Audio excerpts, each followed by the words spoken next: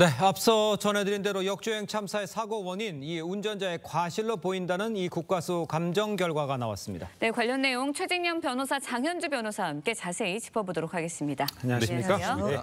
자, 먼저 이제 경찰이 국과수 감정 결과 관련해서 실제적 진실이 근접했다고 밝혔는데 사고 원인을 확실히 밝혀진 걸까요? 어떻게 봐야 그렇습니다. 됩니까? 결정적인 것이 몇 가지 나왔다. 이렇게 얘기를 했습니다. 예. 한마디로 업무상 과실치사상 여부를 밝힐 수 있는 결정적 증거가 나왔다. 이렇게 표현을 하고 있는데요. 예. 실제로 지금 국과수는 한 3가지 정도를 이렇게 수사를 했다고 합니다. 예. 하나는 차량 자체, 하나는 차량 내에 있는 블랙박스, 또 하나는 또 EDR이라고 해서 사건 사고 기록 장치 이 네네. 부분인데요.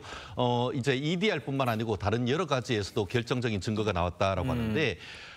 한 가지 확실한 것은 급발진이 아니고 급가속이었다라는 것이 결론입니다. 무슨 말씀이냐 하면은 이게 브레이크를 꽉 밟은 것이 아니고 확인을 해봤더니만 엑셀레이터를 90% 이상 한 번에 확 밟았다라는 것이죠. 네. 그러니까 본인은 어떻게 보면은 서기 위해서 했다고 하지만 실질적인 증거는 급가속했다라는 증거가 나왔다는 것이고 더불어서 그와 같은 직접적인 증거 외에 간접적인 증거로서 이 차모 씨가 버스를 운전하는데 본인이 운전하던 버스의 이 브레이크 모양과 직접 그 당시에 운전했던 제네시스 차량의 이 엑셀레이터의 모양이 이 오르간 페달이라고 해서 비슷하게 생겨서 오인했을 가능성이 있다. 이런 부분이 있었다고 하기 때문에 그런 여러 가지 결정적인 증거를 봤을 때는 사실상 어떻게 보면 급가속이라기보다는 급발진에 따른 업무상 과실치사상이다라는 점을 입증할 수 있는 결정적인 결과가 지금 얘기하신 것처럼 국과수 감정 결과다. 이렇게 평가할 수 있을 것 같습니다. 네, 국과수에서는 이제 운전자 차모 씨가 사고 당시 엑셀을 90% 이상 밟았을 것이다. 이렇게 발표를 했는데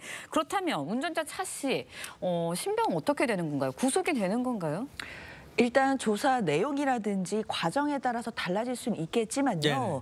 그래도 구속영장이 신청될 가능성 열려 있다고 봐야 될 것 네. 같습니다. 그만큼 이 피해 그 상황 자체가 너무나 막중한 것이고 그리고 이 혐의 자체가 엄중하다라고 한다면 도주의 우려성이 있다라고 판단할 수도 있는 것이고요. 네네. 조사 내용에 따라서 혐의를 특히 이제 과실 부분을 전면 부인하게 된다라고 한다면 수사기관으로서는 신병을 확보할 필요가 있다라고 판단할 가능성이 있기 때문입니다. 예. 네. 특히 지금 그 운전자 같은 경우에는 병원에 아직 있는 상황이거든요. 네. 이제 갈비뼈, 골절 등의 이제 고통을 호소하고 있다라고 하는데 그러다 보니까 이제 3차 조사를 앞두고 있기 때문에 수사기관으로서는 3차 조사를 통해서 이 피의자의 이제 진술 등을 토대로 한 후에 신병 확보에 나설지 여부를 결정할 것으로 보입니다. 알겠습니다. 이런 가운데 이제 경찰이 온라인상에서 댓글로 피해자들을 모욕한 6명에 대한 수사도 좀 진행 중이라고 합니다.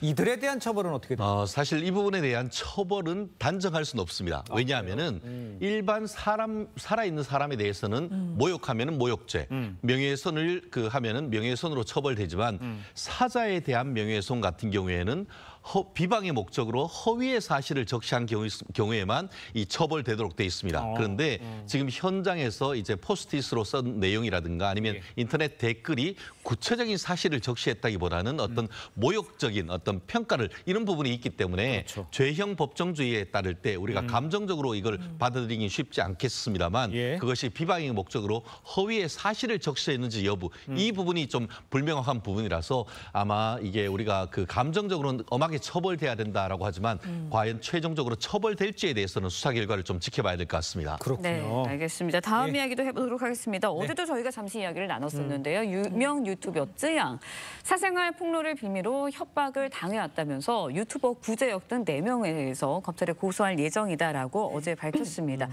쯔양이 이렇게 법적 대응에 나선 이유는 뭔가요?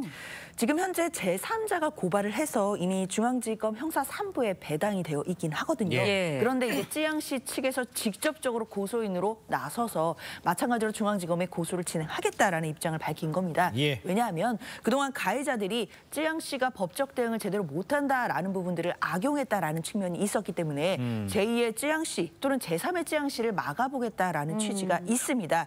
특히나 이 사건이 공론화된 이후에 또 특히 이제 쯔양 씨를 포함한 관계자들, 특히 이제 제3자들에 대해서 무분별한 2차 가해가 이루어지고 있다라는 점도 또 심각하게 받아들이고 있는 점이고요. 네. 특히나 이 부분과 관련해서 가해자들, 특히 이 공갈 혐의에 가담한 추가 가해자들이 발견된다라고 한다면 선처 없이 적극적으로 법적 대응하겠다라는 입장입니다. 알겠습니다. 네. 이원석 검찰총장은 직접요 해당 유튜버들을 악성 콘텐츠 게시자라고 규정을 하고 엄정 수사를 지시를 했습니다. 유튜버에 대한 이 검찰 대응은 어떻게 보십니까?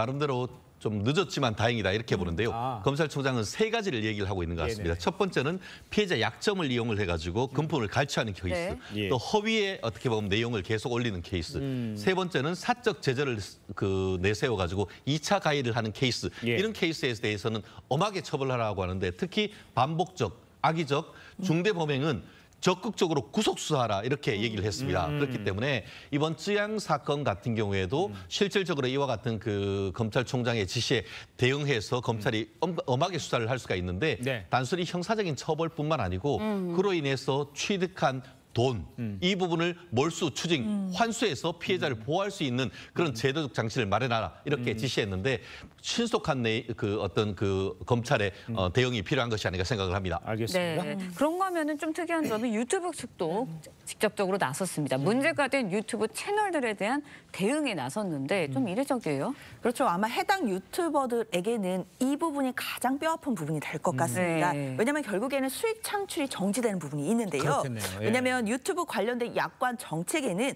타인에게 해를 입히려 했거나 학대 및 폭력에 가담했을 때는 유튜브가 불이익을 줄 수 있도록 약관에 명시를 하고 있습니다. 네. 그런데 이번 같은 경우에는 플랫폼 외부에서 유튜브 커뮤니티에 해가 되는 행동을 했기 때문에 예. 관련된 정책을 위반한 해당 유튜버들에 대해서는 유튜브 파트너 프로그램 참여가 정지됐다고 밝히고 결국 수익이 정지되는 불이익을 주겠다라고 했기 때문에 예. 이런 부분들은 아마도 그 가해 유튜버들에게는 가장 뼈아픈 대목이 될 것 같다라는 예상이 나오고 있습니다. 그러니까 저 문제가 된 저 유튜버들에게 수익 중지가 결정이 난 거죠? 그렇습니다. 네. 알겠습니다.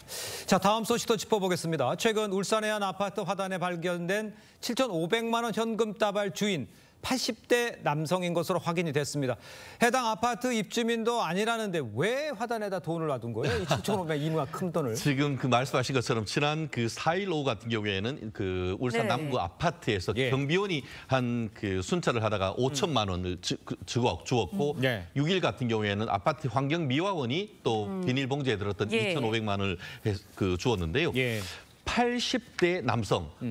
대신에 이분 같은 경우에는 이 아파트에 거주하는 사람은 아니었다라고 얘기를 하는데요. 예. 지금 현재의 어떤 그 상황을 봤을 때는 약간 그 경도에 인지장애가 있었던 것이 아닌가 예. 싶은데 예. 실질적으로 경찰이 수소문하고 CCTV를 통해 가지고 당사자를 특정했습니다만 예. 본인도 거기에 왜 갔다라는지에 대해서 명확하게 지금 얘기를 하지 못하는 그런 그래요? 상황이라고 합니다. 그렇군요. 네. 그렇다면 이제 7,500만 원 어디로 가게 되는지 이게 또 궁금하거든요.